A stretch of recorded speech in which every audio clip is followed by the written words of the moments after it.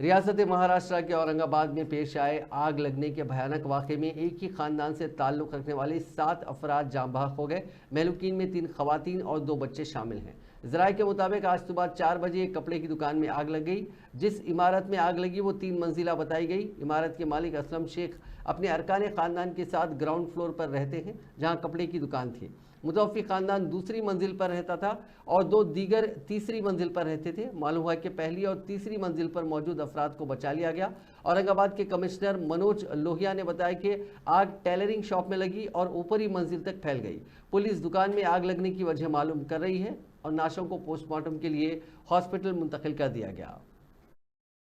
नगर इलाके के छावनी परिसर में आज असलम टेलर नाम का ये दुकान है। मेन मार्केट एरिया है। यहाँ पर काफी जगह नीचे दुकान और ऊपर लोग रहते हैं। तो यहाँ पर भी असलम टेलर का जो टेलरिंग शॉप था, वो टेलरिंग शॉप में आग लगी है। पुलिस को 4:15 को इसकी खबर लगी। इसका मतलब ये लगभग 4 बजे के आसपास ये आग लगी, ऐसा हमारा अनुमान है। आग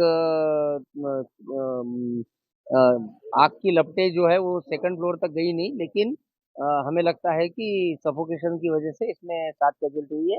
7 कैजुअल्टी में 2 पुरुष है, 2 बच्चे हैं और 3 महिलाएं हैं। इलाके के छावनी परिसर में आज असलम